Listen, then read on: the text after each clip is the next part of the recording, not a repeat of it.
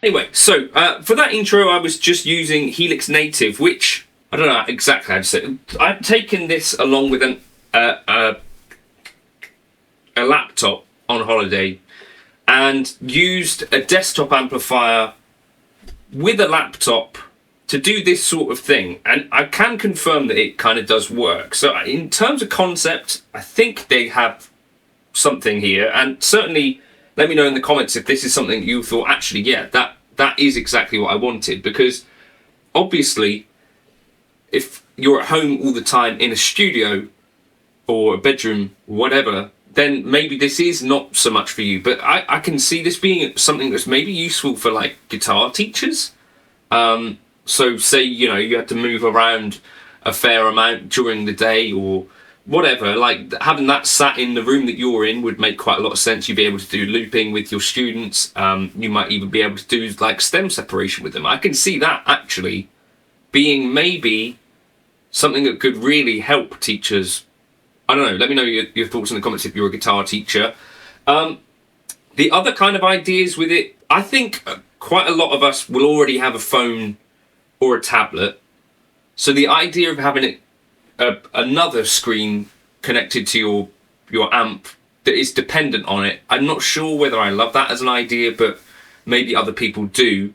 To me, it kind of makes sense in a lot of ways to have things that are a bit more modular. this is the only other kind of thing where I'm thinking with this, well, does it connect to MIDI? It doesn't have anything in the specs around MIDI. To what extent are these projects that you make in the mini DAW going to be something that you could actually use in the real world? There is an export button that I saw on it, but it's not clear. Is that going to export everything as stems? How's that going to work? I've got a lot of questions about this piece of gear. I'm sure you guys do too. I guess I have one particular issue with it, which is that I don't really like to see startup companies come into an already crowded space and say that they have like industry leading amp modeling, because I'm going to assume that they've not learned more than, say, Fractal Audio or Line 6, who've been doing this stuff for decades in the space of however many months or maybe even years that they've been coming up with this device. And the other question mark for me is, they have the #1 selling smart guitar, Lava Guitar. Why is this a Kickstarter project and not just a project, you know, where the product is already ready? That to me is a little bit of a thing as well, because like Lava Guitars, you've seen them all over the place. They're pretty well established. I thought the idea of Kickstarter stuff was for more like startup companies, right? Unless this is a totally different company unrelated to Lava Guitar, but they're saying it is Lava Guitar as well. So some questions for me. So looking into this on a few videos, I found some of these details. So audio processing, ADI Shark plus 800 millihertz DSP, 512 megabyte DDR RAM, 64-bit audio processing. So the normal is like 24, then 32. So they kind of over spec that in a lot of ways, I think. 2.1 speaker configuration, two 2-inch speakers, which I think is relatively normal for this sort of thing, but a normal studio size, I think even 5 inches is kind of on the smaller side, not to get too weird about things.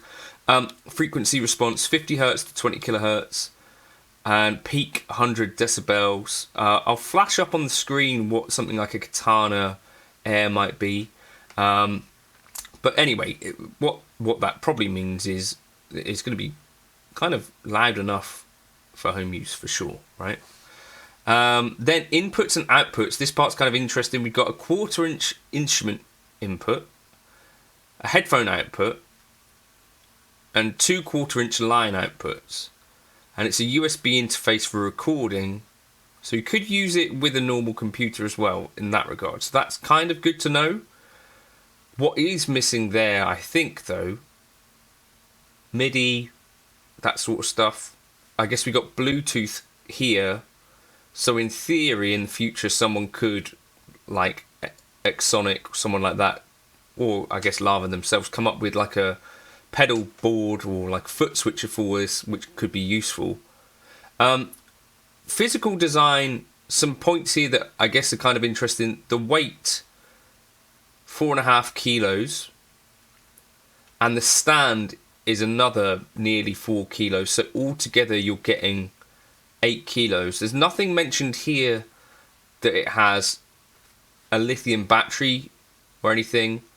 So 19 volt DC input at 3.42A.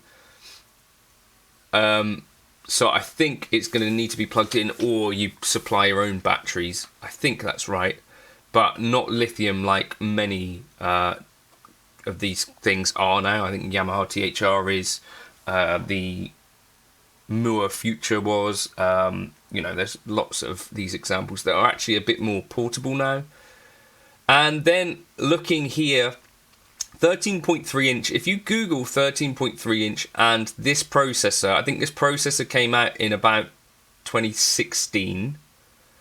But these are relatively okay specs. Like 4 gig RAM is okay. If you're using this as a DAW and studio, the 64 gig storage on board, I think, is not huge. You know, a project can quite easily get up to a few gig, right?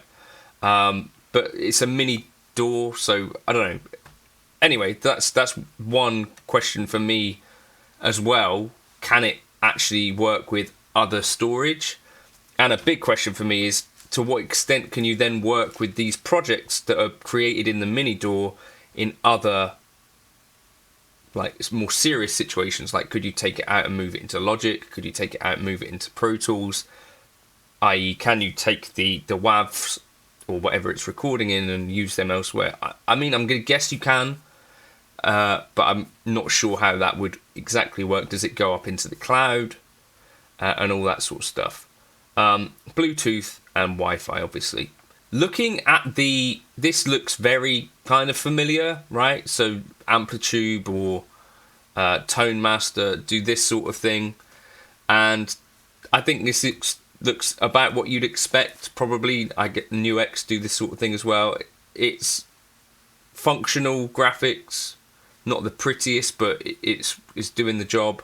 Other things that are included that I thought were kind of interesting that I saw in this chap's video, some lessons from your kind of influencer guys, and that could be cool. And as a platform for learning, depending on how open or how much this sort of stuff costs, whether it stays free or whether you have a subscription, I think this could be a nice thing. Like my buddy Alec did say, like, as a way to get away from your distractions, you know, to step into this particular world that might not have like notifications and bits and pieces like that you're going to get distracted by. It could actually be pretty cool for that.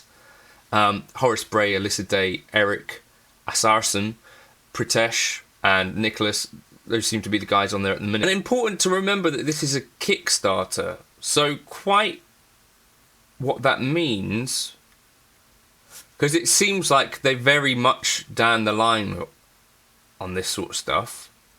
Do you know what I mean? Like, it exists.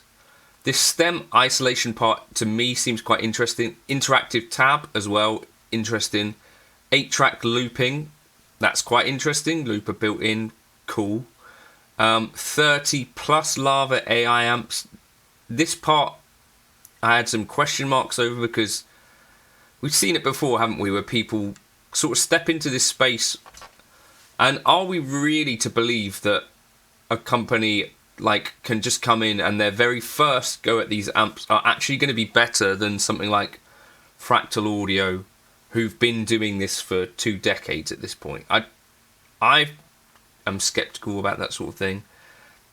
Yeah, if you drop $10, you'll be able to get this thing for $700. Now, the course, here we go, look, the course bonus looks like they would be $150 then, but that comes along free. So their price is going to be $999, supposedly $700. The world's most advanced amp is what they're calling it. 40 plus effects modules. Now that's across all of them. That's not a ton of effects. And I did look at some of what's included there, but that's cool. Versatile playback, so that's Bluetooth, whatever that is. Is that USB? And then can also play some other party amps.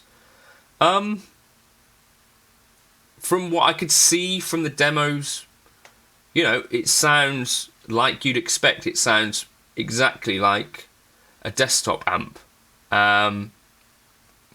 which I think they have a place. Pushing innovation forward, I believe it's innovation forward for the industry. The goal started with the vision of a platform that turns any space into a studio. So portability, kind of the factor there, but also kind of has what you need. And I did also see this comment from Allen Hinds. Hey, this is Allen Hinds, amazing player. I helped my old student and friend demo the Lava Studio. So that's kind of gives you a little bit of a eye into why Alan might be involved, and I wanted to add a comment or two. Now, Alan is a super down-to-earth, awesome guy. As I don't see it as a replacement for a real studio with high-end and mic preamps and such, I do believe it has a place, especially for those who are finding their way. Between the lines, what does this really mean? I think he's kind of saying it's not pro, right? I told Lewis that, to me, the graphics were a bit toyish and the sound a bit hi-fi, but the concept is practical and cool, and having everything in one box like that is handy. I think future versions will only get better. It does so much, and if you don't have a big apartment or all the gear to record, it really is practical and fun and easy to understand. I personally like it as a Bluetooth speaker, I think is what he means there, and the grooves and loops are pretty hip, but I get it. It is so packed full of everything, it's easy to shrug off. But I really think it has a place, and they are great company with great people with only the best intentions. I wish them all the success. Anything to get more folks creating is a big plus to me. So that's cool to hear Alan's perspective on that. And yeah, that would be my kind of question for me, is like, does it get you back in?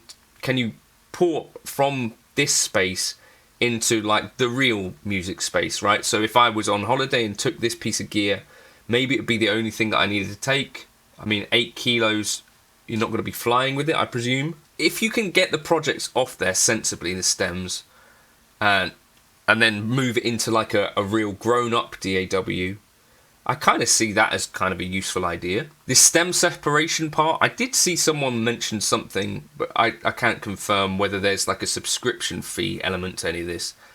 This, I think, is a really useful practice tool. It's something that I think would be so useful. It's a relatively newish technology, sort of like, what, 3, 4, 5 years? But stem separation in general, I think, is like a bit of a growing sort of thing, which we're going to maybe see on Stadium at some point, hopefully. But this is definitely different. Do you think this looks like something you'd buy? Are you someone who's, like for me, I've got a few of these desktop amp things, you know, some I bought, some I've been sent. To me, they all sound like, you know, a couple of small speakers in a box, which is not to say that there is not a use for them, but if I look at like the actual price of, say, you know, this sort of stuff versus like a decent set of studio monitors, or like a half decent set of studio monitors, I think my JBL LSR 305s, I think they cost you about 200 quid for a pair of them. Now, portability is obviously the thing that I'm totally missing there with those. But in terms of actually, could they sit in a room and not take up a crazy amount of space? Probably. And if you already have something like the Katana Air or Katana Air X, you know, some of those things, I imagine that the sounds are going to be within that kind of ballpark. I don't know, let me know your thoughts. Interested to see more demos come out on this stuff, and at the moment it's obviously just going to be like influencers and stuff like that, which is what we're used to. But yeah, I thought it was an interesting concept.